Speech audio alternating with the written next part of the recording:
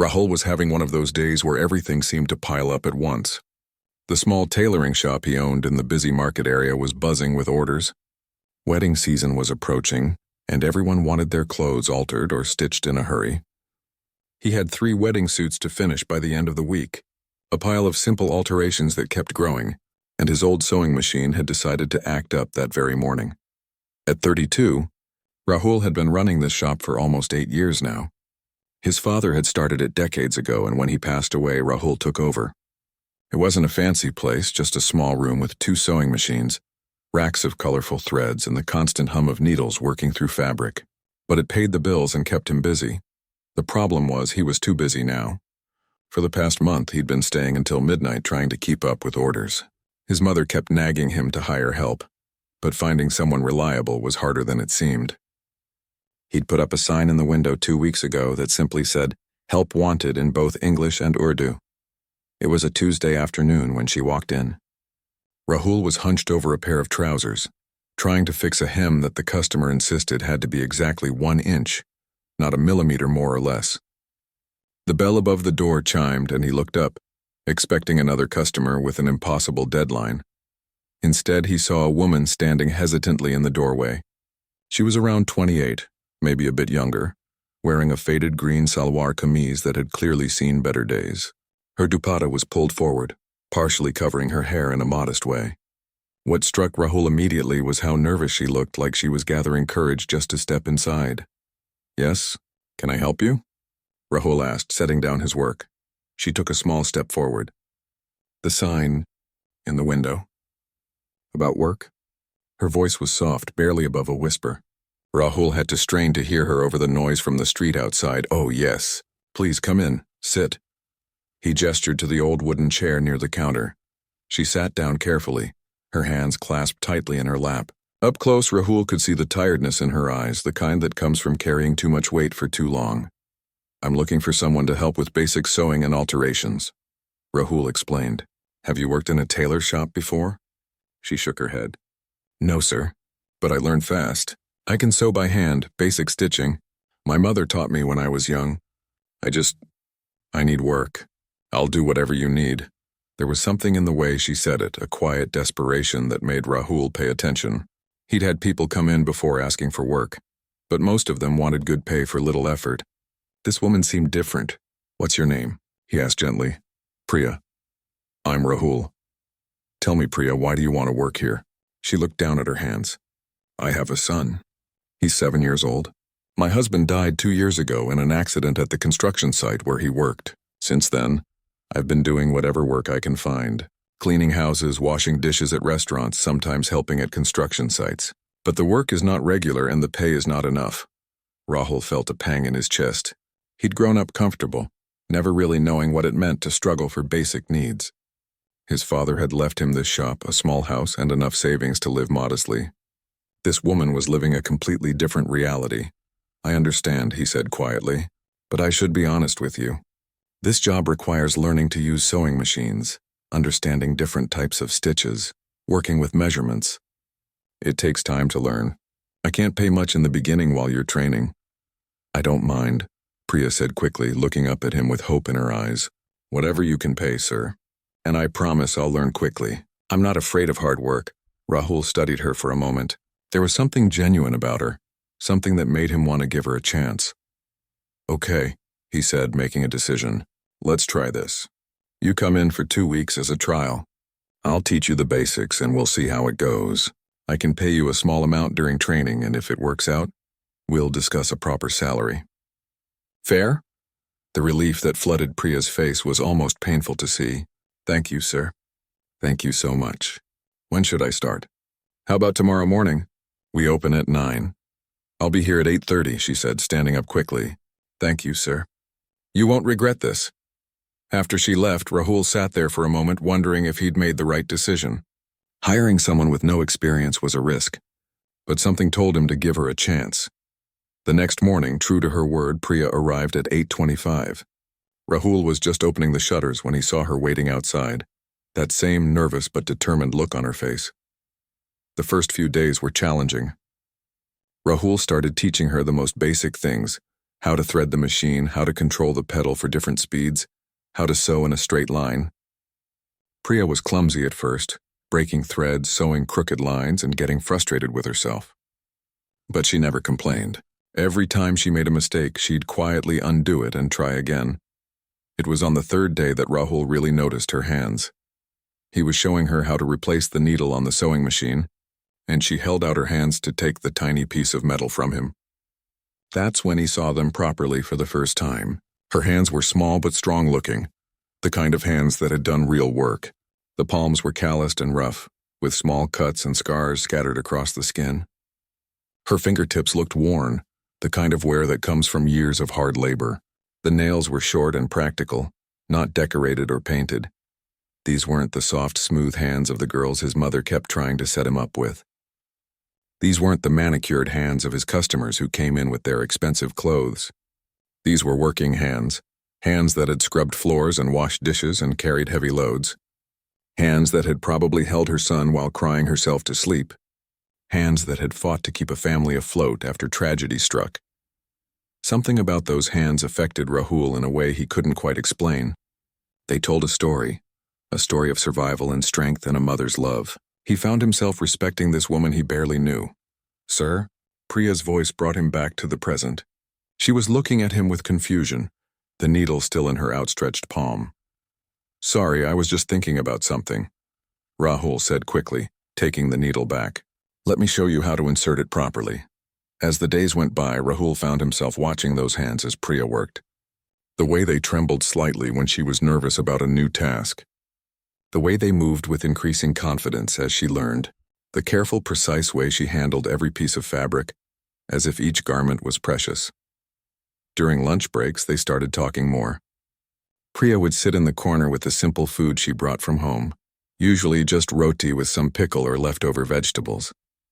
Rahul, who usually ordered from nearby restaurants, started feeling uncomfortable eating his meals in front of her. "Tell me about your son," Rahul said one day, trying to make conversation. Priya's face lit up immediately. "His name is Aditya. He's in 2nd grade. Very smart boy, always at the top of his class. He wants to be an engineer when he grows up." "That's wonderful. He must be proud of his mother working so hard for him." Priya smiled sadly. "He's too young to understand everything. Sometimes he asks why we can't buy the things his classmates have, why we live in such a small room. I tell him that we have what we need and that's enough." Rahul felt his chest tighten. Here was a woman who probably had 100 reasons to be bitter about life. But instead, she showed up every day with quiet determination, learning a new skill, building a better future for her child. As he watched her bent over the practice fabric that afternoon, her worn hands carefully guiding the material through the machine, Rahul realized something was changing inside him. He'd hired her because he needed help and wanted to give someone a chance. But now, just a week in, he found himself looking forward to her arrival each morning. The shop felt different with her in it, more alive somehow. He shook his head, trying to clear these thoughts. She was his employee, someone who depended on this job. He couldn't let his mind wander in strange directions. But as Priya looked up and gave him a small, grateful smile, those hands of hers covered in thread and fabric dust, Rahul knew it was already too late. Something had shifted, and there was no going back. 3 weeks had passed since Priya started working at the shop, and the change was remarkable. What had started as fumbling attempts at straight stitches had evolved into decent basic alterations. Rahul found himself impressed by how quickly she picked things up. More than that, he was impressed by her attitude. She never complained, never made excuses, and treated every task with the same careful attention. The morning routine had become familiar now. Priya would arrive just before 9, always a few minutes early, and immediately start preparing the workspace. She'd organize the threads by color, check which orders were pending, and have the machines ready by the time the first customer arrived. Rahul hadn't asked her to do any of this. She just did it. What Rahul hadn't expected was how much he'd begun to notice the small details about her. The way she'd bite her lower lip when concentrating on a difficult stitch. How she'd unconsciously tuck a loose strand of hair behind her ear while measuring fabric. And always he'd find his gaze drawn to her hands as they worked. Those hands had become familiar to him now. He knew which fingers had the deepest calluses from her previous work. He'd noticed the small scar on her right thumb shaped like a crescent moon. He'd seen how her knuckles would sometimes crack and bleed in the cold morning air, and how she'd wrap them in cloth without complaining. One afternoon, a regular customer came in with her daughter. The girl was maybe 5 years old, wearing an expensive dress with ribbons in her hair. While her mother discussed an order, the child wandered around the shop, touching everything with her small, soft hands. "Don't touch that, darling. It's dirty," the mother said when the girl reached for some fabric scraps near where Priya was working. Priya quickly moved the scraps away, giving the child a warm smile. The little girl smiled back and reached out to touch Priya's hand instead.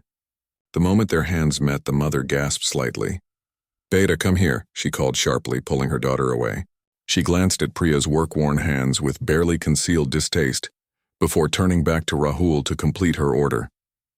After they left, Rahul noticed Priya looking at her own hands, a flash of shame crossing her face before she quickly got back to work. Something in Rahul's chest burned with anger at the customer's reaction. What gave anyone the right to judge someone by the appearance of their hands? Those hands had done more honest work in 1 year than that woman's had done in a lifetime. "Priya," he said gently. She looked up, that careful, guarded expression back on her face. "You're doing really well. The stitching on that shirt yesterday was excellent." A small smile touched her lips. "Thank you, sir. You can call me Rahul. We work together every day. No need to be so formal." She hesitated, then nodded. "Okay, Rahul." During their lunch break that day, Rahul decided to learn more about her life. He'd been curious but hadn't wanted to pry. Now he found he genuinely wanted to know her story. "How did you and your husband meet?" he asked, then immediately worried he'd overstepped. "Sorry, you don't have to answer if you don't want to." But Priya smiled, a sad but genuine smile. "It's okay.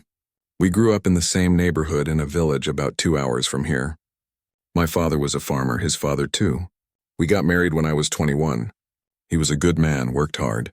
When the crops failed 2 years in a row, we came to the city looking for work." She paused, her fingers absently tracing patterns on her worn dupatta. "He found work at a construction site. The pay wasn't much, but we were managing. We had dreams, you know, save enough money, maybe open a small shop someday, give Aditya a good education." Her voice cracked slightly. Then one day there was an accident. A beam fell. He was gone before I could even get to the hospital. Rahul felt his throat tighten. "I'm so sorry. The company gave us nothing. They said it was his fault, that he wasn't following safety rules. We had no money for lawyers, no one to fight for us. I had a 2-year-old child and debts to pay back." She looked at her hands, spreading them out as if seeing them for the first time.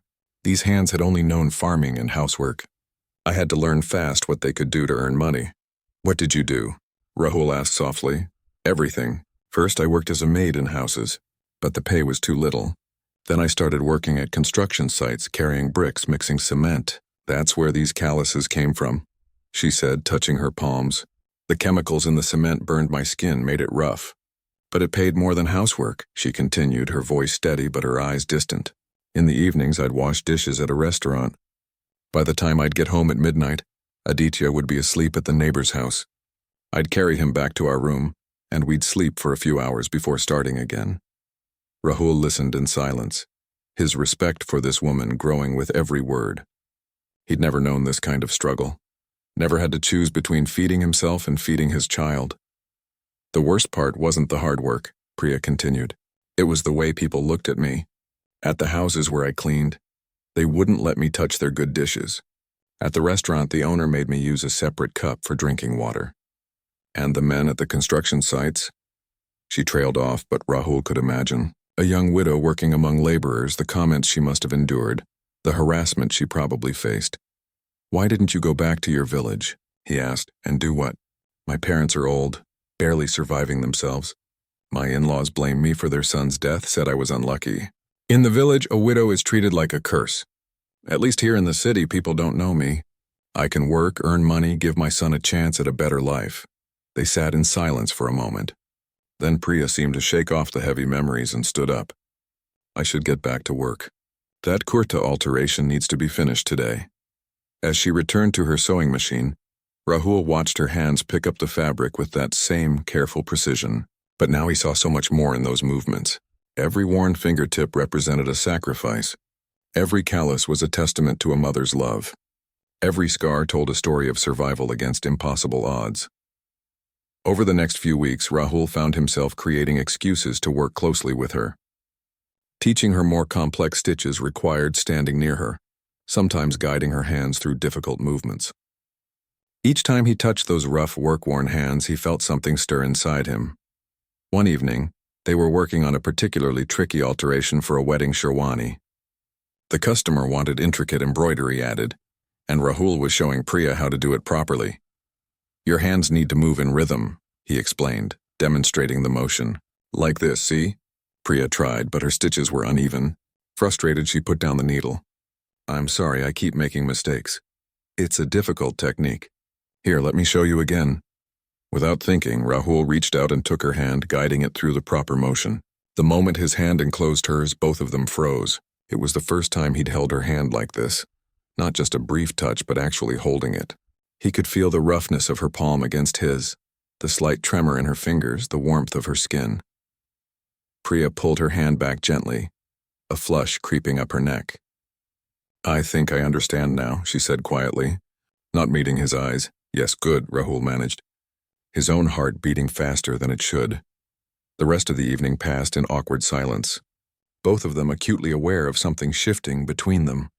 That night, lying in bed, Rahul couldn't stop thinking about that moment, about how right it had felt to hold her hand, about how much he'd come to care about her well-being, about seeing her smile, about the way she talked about her son with such fierce love.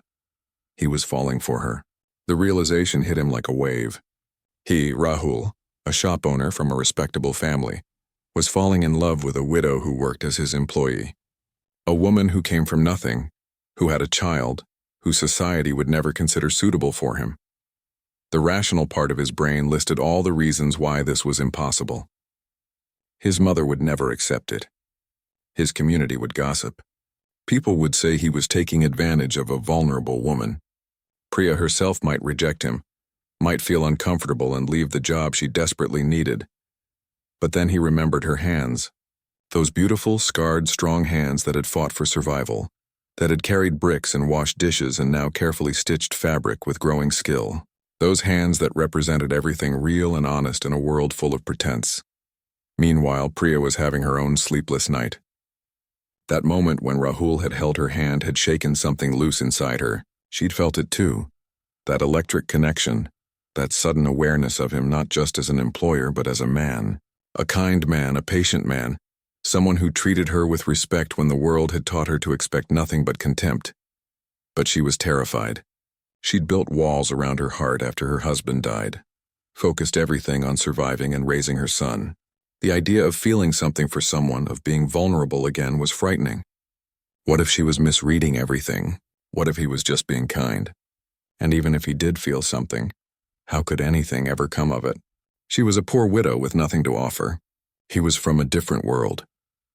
She looked at her hands in the dim light of her small room, at the calluses and scars that marked her struggles. These hands had held her dying husband, had worked themselves raw to feed her child, had fought when giving up would have been easier. But could these hands ever hold someone else? Could they dare to hope for something more than just survival? The next day at work, both of them tried to act normal, but there was a new awareness in every interaction. When Rahul handed Priya a pair of scissors, their fingers brushed and both pulled back quickly. When she asked him a question about a stitch, his voice came out softer than usual. They were dancing around something neither dared to name, a regular customer noticed. "You two work well together," she commented with a knowing smile. "Like you can read each other's minds." Priya busied herself with organizing thread spools, her cheeks warm. Rahul cleared his throat and changed the subject, but the truth was undeniable. Something had changed between them.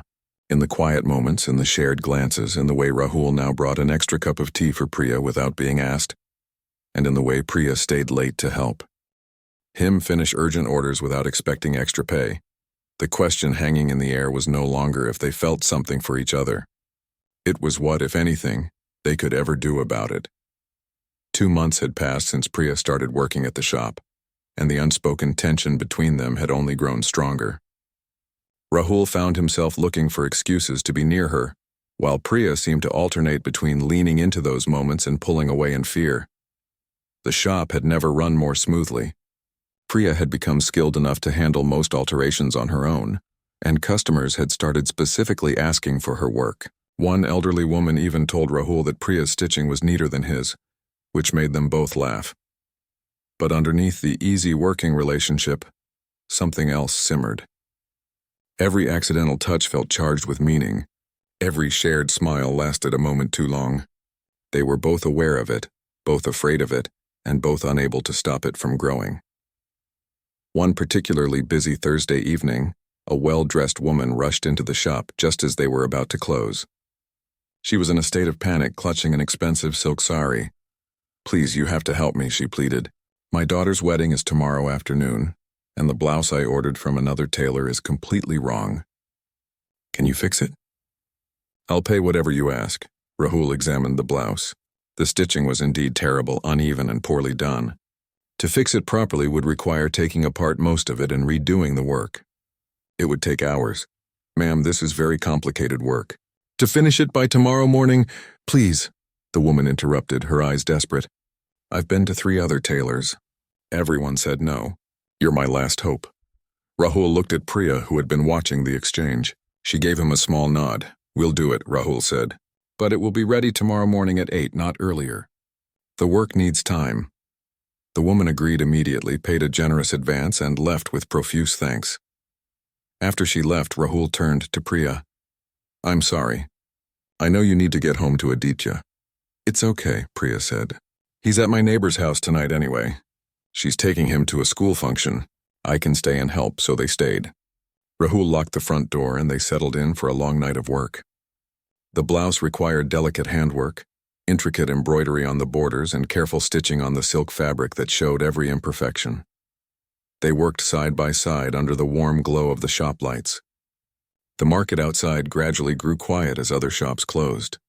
The usual chaos of the day gave way to a peaceful silence, broken only by the sound of their needles moving through fabric and the occasional vehicle passing on the street. Around 9 o'clock, Rahul ordered dinner from a nearby restaurant. They ate together, sitting on the floor with the food spread out between them. It was the first time they'd shared a proper meal, and something about the intimacy of it made Rahul's heart race. "Tell me about Aditya," Rahul said, wanting to fill the silence. "What's he like?" Priya's face softened immediately, the way it always did when talking about her son. "He's everything to me. Smart, curious about everything. He asks so many questions that sometimes I don't know the answers. Why is the sky blue? How do birds fly? Where do stars come from?" She laughed softly, and Rahul realized he loved that sound, wanted to hear it more often. "Last week he came home with a drawing he made at school," Priya continued. "It was of me working at a sewing machine. He'd drawn my hands very big, bigger than the rest of my body. When I asked him why, he said, 'Because your hands are the most important. Ami, they take care of us.'" Her voice cracked slightly and she looked down at those very hands, now busy with needle and thread. Rahul felt a lump in his throat. "He's right, you know. Your hands are remarkable." Priya looked up at him, surprised by the intensity in his voice. "I mean it," Rahul continued, the words tumbling out before he could stop them. "When you first came here, I noticed your hands. I thought about how different they were from other people's. But over these weeks, I've realized they're the most honest hands I've ever seen. They tell the truth about who you are." "They're ugly," Priya said quietly, rough and scarred. "Nothing like the soft hands of educated women, proper women. They're beautiful," Rahul said firmly. "They're the hands of someone who fought when it would have been easier to give up. Someone who chose her child's future over her own comfort. Someone who works with dignity and pride. How is that not beautiful?" Priya stared at him, her eyes wide and glistening with unshed tears. "Why are you saying these things?" "Because they're true." "Rahul, I know," he interrupted. "I know we shouldn't talk about this. I know I'm your employer and you depend on this job. I know there are 100 reasons why this is wrong. But I can't help how I feel." The air between them crackled with tension. Priya looked like she wanted to run, to say something, to do anything but sit there with the weight of his words hanging between them. Finally, she spoke, her voice barely a whisper. "I should get back to work." They returned to the blouse, but everything had changed. The comfortable silence was now charged with awareness. Every time Rahul passed Priya a tool or thread, their hands would touch and both would feel that electric connection. Around midnight, Priya struggled with a particularly intricate section of embroidery. Her fingers, tired from hours of work, kept missing the right spots. "Here, let me help," Rahul said softly. He moved closer, so close that she could feel his warmth, smell the faint scent of fabric and thread that always clung to him. He reached out and gently took her hand, guiding it through the proper motion. This time, neither of them pulled away. Rahul's hand covered hers completely, feeling the roughness of her palm, the slight tremor in her fingers. He guided her hand slowly, carefully, through the embroidery pattern. But both of them knew this had nothing to do with the stitching anymore. "Rahul," Priya whispered, and this time his name on her lips sounded different, softer, vulnerable. He turned to look at her, and found her face inches from his. In the dim light of the shop, with her guard down and exhaustion softening her features, she looked achingly beautiful. "I'm scared," she admitted. "Of what?" "Of this, of you. Of what I'm starting to feel." Her eyes searched his face. "You don't know me, not really. You don't know where I come from, the things I've had to do to survive. You see someone you think is strong, but I'm not. I'm broken and tired, and I have nothing to offer you." "You're wrong," Rahul said, his voice rough with emotion. "You're the strongest person I've ever met. And you have everything to offer. Your courage, your heart, your beautiful honesty. Your family will never accept me. I'm a widow with a child. I worked as a laborer. Your mother—" "I don't care what my mother thinks," Rahul said, surprising himself with his own certainty. "I care about you. I care about the way you bite your lip when you concentrate, the way you smile at customers even when they're rude to you, the way you talk about your son with so much love, the way these hands," he lifted her hand gently, "have carried you through impossible situations and still have the capacity to create beautiful things." Priya was crying now, silent tears running down her cheeks. "I can't do this. I can't let myself hope for something that can never be." "Why can't it be?" Rahul asked. "Who says we can't choose our own happiness?" "Society. Your family. Common sense." She pulled her hand away and wiped her tears. "I should go." "Priya, wait, no, please. This is already too much. I need this job, Rahul. I need it to feed my son, to keep a roof over our heads. If I let myself feel what I'm feeling, if I let myself believe in something impossible, and it all falls apart, I'll lose everything. Not just the job, but the little bit of hope I've managed to keep alive." She stood up, gathering her things with shaking hands. "I'll come back tomorrow to finish the blouse, but right now I need to leave." Rahul wanted to stop her, to say something that would make her stay, but he could see she was on the edge of breaking down completely. So he just nodded and unlocked the door. Priya paused at the doorway, her back to him. "Thank you for saying those things about my hands. No one has ever—" her voice broke. "No one has ever called them beautiful before." Then she was gone, disappearing into the dark street. Rahul stood there for a long moment, staring at the empty doorway. He'd confessed his feelings and possibly ruined everything, but he couldn't bring himself to regret it. The words had needed to be said. He looked down at the unfinished blouse, at the section where their hands had worked together. He could still feel the warmth of her skin, the slight tremor of her fingers. Whatever happened next, whatever obstacles stood in their way, Rahul knew one thing with absolute certainty. He was in love with Priya, completely, irrevocably in love with her strength, her courage, and yes, even with those beautiful, work-worn hands that had first caught his attention. The question now was whether love would be enough to bridge the vast social gap between them, or whether the world would prove too strong for what they were beginning to feel. The next morning, Priya arrived at the shop exactly at 7. Her eyes were red-rimmed, suggesting she'd slept as little as Rahul had. But her face was composed, determined. "Let's finish the blouse," she said simply. They worked in silence, both avoiding the elephant in the room. By 8 o'clock, the blouse was complete, the embroidery perfect, every stitch neat and even. When the customer arrived and saw the finished work, she was overjoyed. "It's more beautiful than I imagined. You've saved my daughter's wedding." After she left, clutching the blouse like a treasure, Rahul and Priya stood in the shop, the morning sun streaming through the windows. "Priya," Rahul started. "I've been thinking all night," she interrupted. "About what you said. About your family, about society, about all the impossible things standing between us. Rahul's heart sank. Here it came, the rejection he'd been dreading.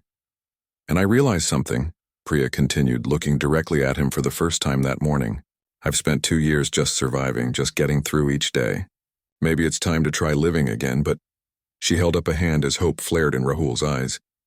We have to be smart about this. We can't just rush into something. There's Aditya to think about, your family, practical considerations. What are you saying? Rahul asked carefully. I'm saying, maybe we can try. Slowly, carefully. And if your feelings are real, if this isn't just some romantic idea that will fade when you face the reality of what being with someone like me means, then maybe we can find a way. A smile broke across Rahul's face, the first genuine smile in hours. My feelings are real, Priya. I promise you that. We'll see, she said, but there was a small, tentative smile on her own lips. We'll see. It wasn't a declaration of love. It wasn't a promise of forever. But it was hope, fragile and new, taking root in both their hearts. And for now, that was enough. The next 2 weeks were both wonderful and terrifying for Rahul and Priya.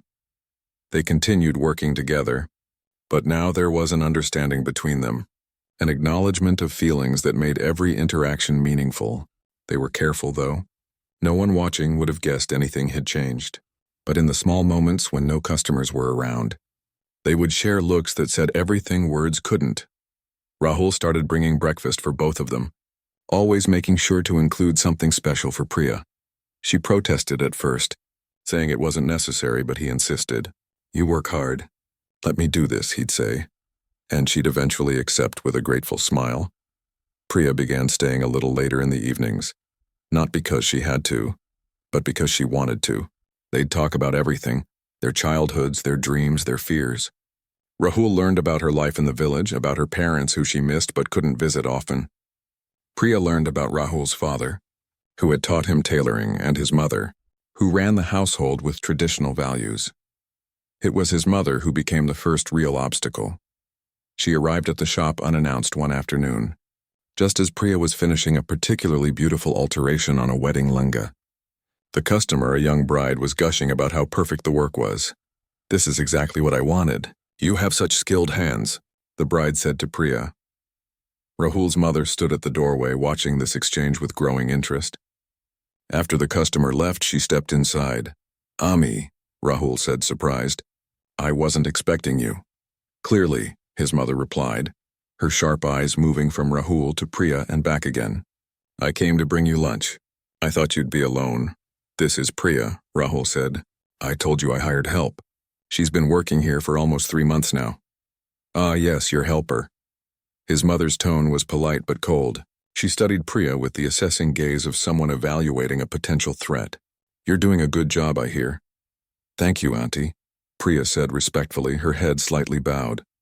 Rahul, come outside for a moment. I need to talk to you. Outside the shop, his mother didn't waste time. What's going on? What do you mean? Nothing is going on. She works for me. I saw how you looked at her. I saw how she looked at you. Don't lie to your mother. Rahul felt his heart race. He'd known this conversation would come eventually, but he wasn't ready for it. Ami, do you have feelings for this girl?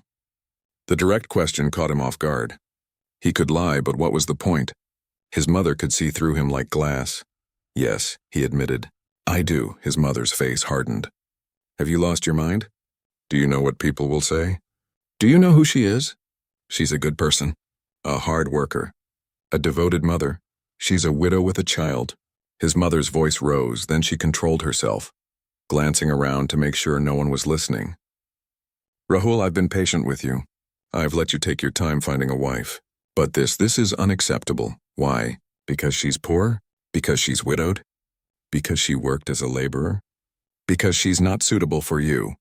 His mother's eyes flashed with anger. You come from a respectable family. We have a position in society to maintain. I've had 3 families approach me with marriage proposals for you in the last month alone. Educated girls from good families, girls with proper backgrounds. I don't want them. You want her? His mother laughed bitterly. What can she give you, Rahul? What does she bring to a marriage except burdens? A child who isn't yours. Debts. Probably her entire family's problems. And have you thought about children of your own? Do you want to spend your life raising another man's son? If Aditya is part of Priya, then yes, I would be honored to be his father. His mother stared at him as if he'd grown a second head. I can't believe what I'm hearing. My own son throwing away his future for some infatuation with a worker. It's not infatuation. I care about her deeply. You barely know her. It's been, what, 3 months? You'll get over this foolishness. She grabbed his arm. Rahul, listen to me. I'm your mother. I want what's best for you. This woman, she may seem appealing now, but think about reality. Think about family gatherings where people will whisper. Think about your children being judged. Think about me and how this will affect our family's reputation. I have thought about it, Rahul said quietly, and I still choose her. His mother's face went pale, then red with fury. If you do this, if you pursue this madness, you'll regret it. I won't accept her. Your relatives won't accept her. We'll be the laughingstock of the community. Then so be it. Fine, his mother said coldly. You want to make this mistake? Go ahead. But don't come crying to me when reality hits you. And her, she glanced back at the shop where Priya was visible through the window. She needs to go. Fire her today. What? No. If she continues working here, people will talk even more. The gossip has probably already started. If you have any respect for her reputation, you'll let her go. That's absurd. She needs this job. Then you shouldn't have developed feelings for your employee, his mother said harshly. You've put both of you in an impossible position. Either end the employment or end this foolish romance. You can't have both. She left without another word, her back rigid with anger. Rahul stood outside for a long moment, his mind reeling. When he finally went back inside, Priya was sitting at her sewing machine, but she wasn't working. She was just staring at her hands. You heard, he said. It wasn't a question. She nodded. The window was open. I didn't mean to, but I'm not firing you. Maybe you should. Her voice was small, defeated. Your mother is right about some things. People will talk. It will affect your business, your family relationship. I don't care, but I do. Priya looked up at him, her eyes bright with unshed tears. I care that I'm causing problems for you. I care that your mother hates me without even knowing me. I care that Aditya's future could be affected by all this gossip and judgment. Priya, maybe this was a mistake, she continued, standing up. Maybe I shouldn't have let myself hope. I knew better. I knew someone like you and someone like me. It's impossible. I let myself forget for a while. Don't say that. Why not? It's the truth. Her voice cracked. Look at me, Rahul. Really look at me. I'm a widow who worked as a laborer. I have nothing. My clothes are old. My hands are rough. I live in a single room with my son. What am I thinking? Believing I could be with someone like you? Someone like me? I'm just a tailor, Priya. I'm not some rich businessman or educated professional. I work with my hands just like you do. But you own this shop. You have a family, a home, respect in the community. I have nothing to offer you except problems. Rahul crossed the distance between them in 2 steps. You have yourself to offer. That's everything. A customer chose that moment to walk in, breaking the intensity of the moment. They both quickly composed themselves and attended to the business. But the conversation hung heavy between them for the rest of the day.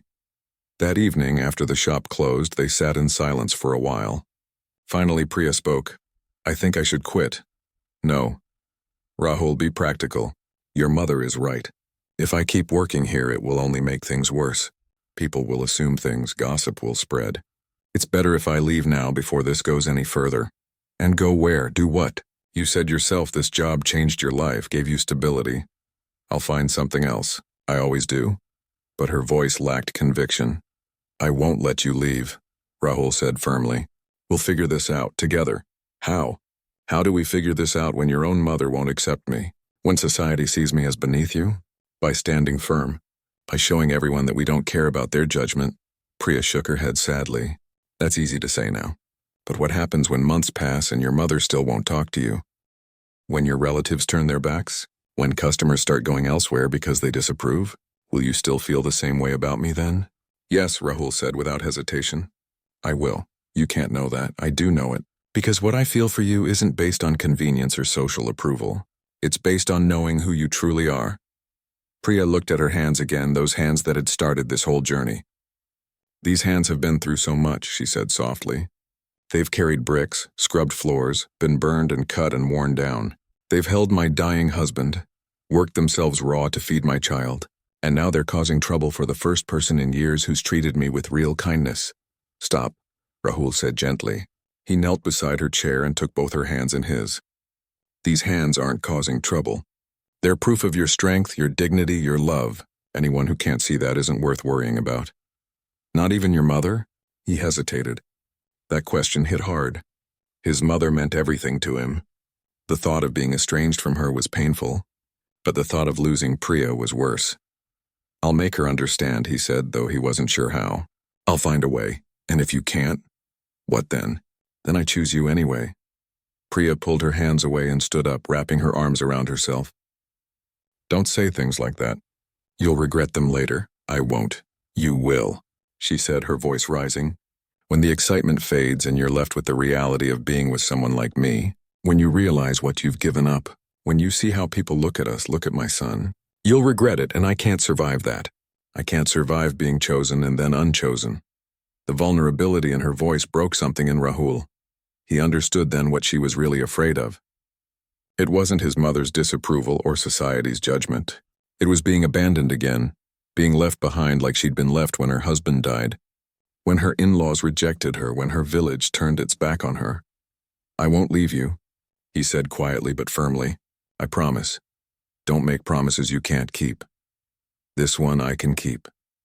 They stared at each other across the small shop, the gap between them feeling both tiny and insurmountable. Two people from different worlds wanting the same thing but terrified of the cost. The sound of a knock on the shop door made them both jump. Through the glass they could see a young boy's face, Aditya. Priya quickly wiped her eyes and opened the door. Beta, what are you doing here? You should be at the neighbors. Auntie said I should come get you. She has to go somewhere. The boy looked between his mother and Rahul with curious eyes. Is everything okay, Ami? Everything's fine, Beta, Priya said, her voice instantly warm and normal. This was her superpower, Rahul realized. No matter what she was going through, she could put on a brave face for her son. Hello, Rahul said to Aditya, trying to sound casual. You must be Aditya. Your mother talks about you all the time. The boy's eyes widened. Your Uncle Rahul, the one who gave Ami a job. Rahul smiled. That's me. Thank you for helping my Ami, Aditya said with the earnest sincerity only children can muster. She's much happier now. She smiles more. The simple statement hung in the air. Priya looked at her son with such love and pain mixed together that Rahul felt his heart clench. We should go, Priya said quickly. She gathered her things, avoiding Rahul's eyes. I'll see you tomorrow. Priya, tomorrow? She repeated firmly, and then she was gone, her hand holding her son's as they disappeared into the evening crowd. Rahul stood in the empty shop, the echoes of the day's conversations ringing in his head. His mother's anger, Priya's fear, Aditya's innocent words. Everything was getting more complicated, and he had no clear answers. But one thing remained certain in his mind. He'd meant what he said. Those work-worn hands that had first caught his attention now held his heart. And whatever obstacles stood in their way, he wasn't going to give up without a fight.